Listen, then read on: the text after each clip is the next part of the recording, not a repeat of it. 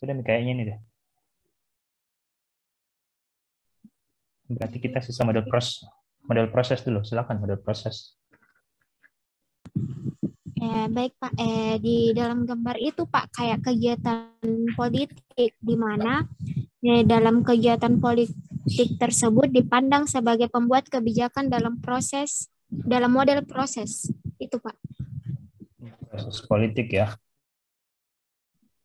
Ya Oke, Pak. baiklah kalau begitu. Lanjut ke Ray, model sistem. Iya Pak. Jadi saya jelaskan dulu Pak, model sistem itu pemodelan suatu bentuk penyederhanaan dari sebuah elemen dan komponen yang sangat kompleks untuk memudahkan pemahaman dari informasi yang dibutuhkan. Terus kenapa saya ambil gambar itu? Karena formula kebijakan publik dengan model sistem mengandaikan bahwa kebijakan merupakan hasil dari output dari sistem atau politik. Seperti dalam ilmu politik, maka sistem politik terdiri dari input, throughput, dan output, Pak. Oke, gitu ya. Iya, Pak. Oke, selanjutnya Ian, silakan. Baik, Pak. Model Gardner atau penghampa, model ini melihat bahwa suatu kebijakan dapat dipicu dari 3 arah, yaitu dari masalah, problem stream, kebijakan sebelumnya atau kebijakan terkait policy stream, atau dari kepentingan politis, political stream. Ketiga aliran ini dapat saja tercampur dan seringkali tidak terduga arahnya. Akibatnya, baik masalah para aktornya maupun solusi ini perkiraan dapat berubah dengan cepat. Jadi menurut model ini kebijakan seringkali tidak menyentuh esensi permasalahan. Para pengambil keputusan harus segera pindah ke penyelesaian masalah berikutnya. Kemudian model ini juga mengusulkan alternatif kebijakan, menyeleksi, menilai, dan memilih alternatif kebijakan dalam pembuatan keputusan kebijakan publik dengan fokus elemen-elemen irasional sikap para pembuat kebijakan publik dengan memperhatikan irasional kepentingan publik dan nilai-nilai yang ada pada masyarakat.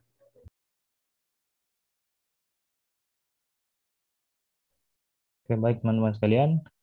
Kita bahas dulu, selesaikan dulu apa yang saya maksud. Kita bahas selama 1 jam dulu ya. Saya bahas soal formulasi kebijakan publik dulu. Kita sambil review materi-materi sebelumnya lah ya.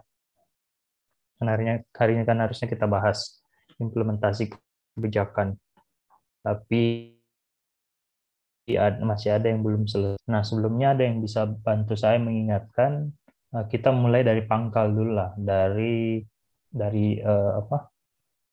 siklus kebijakan publik. Apa saja tahapan dalam siklus kebijakan publik? Ada yang bisa bantu ingatkan? Karena ini semua serangkai dari awal sampai akhir nanti.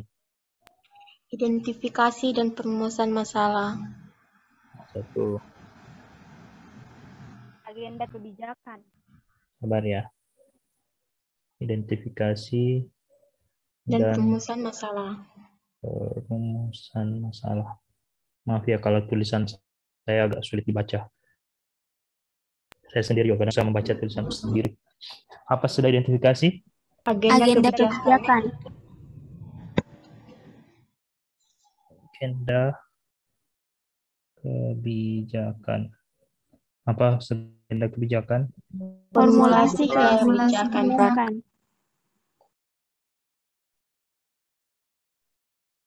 Formulasi kebijakan ya, ini yang sedang kita bahas sekarang, Pak. Setelah formulasi? Implementasi kebijakan. Implementasi kebijakan. Implementasi kebijakan. Terakhir? Evaluasi kebijakan.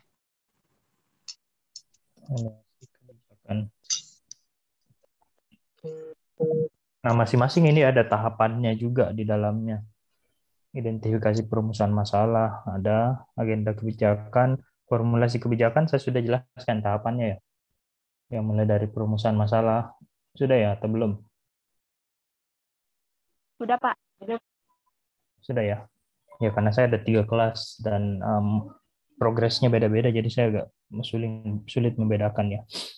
Oke, kita mulai dulu dari inilah. Saya mulai dulu dari model-model formulasi kebijakan. Pertama, kenapa menggunakan istilah model? Ada yang bisa tadi siapa? Ray kayaknya tadi menjelaskan ya, bukan Ray. Ya betul, Ray ya yang model sistemnya. Iya Pak, saya. Apa itu? Kenapa menggunakan kata model? Karena itu Pak, untuk penyederhanaan itu. Tuh. Jadi model itu, Penyederhanaan. kata model itu dipilih karena berupaya untuk menyederhanakan ya. Iya Pak, suatu bentuk elemen dan komponen Pak.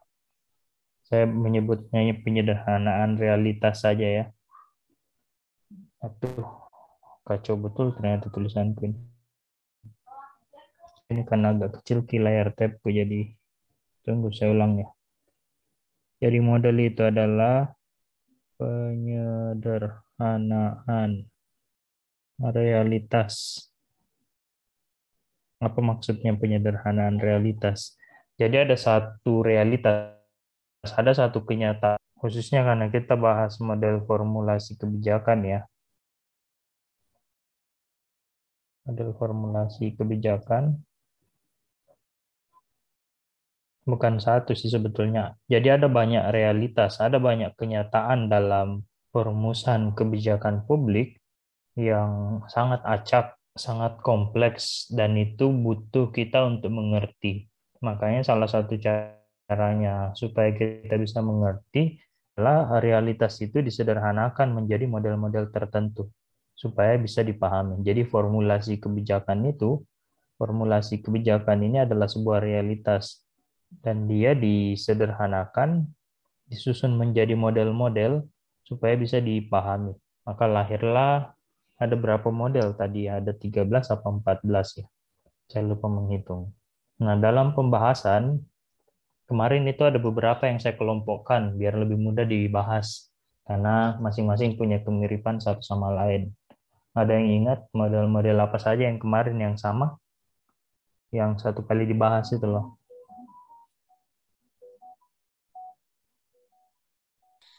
Model rasionalisme dan inkrementalis. Inkremental ya. Ya. Jadi ada model rasionalisme dan inkremental. Tapi sebentar kita masuk ke situ. Yang pertama dulu, kelompok 1, yang pertama kali dibahas. Apa saja itu yang pertama kali itu? Model kelembagaan. Oke, ada model kelembagaan.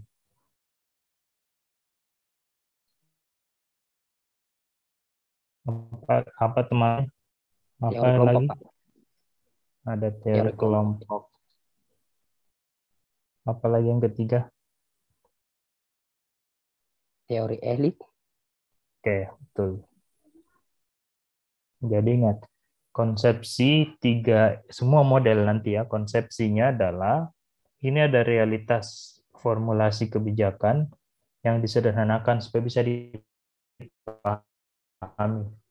Yang pertama, kelembagaan. Apa yang kemarin ini kelembagaan? Bagaimana maksudnya model kelembagaan itu? Dia kan menyatakan bahwa dalam kenyataannya kebijakan publik ada suatu realitas kebijakan publik di mana kebijakan publik dibuat atau ditentukan oleh lembaga negara. Jadi 3 ini diklasifikasi berdasarkan tokoh atau aktor utama lah. Aktor utama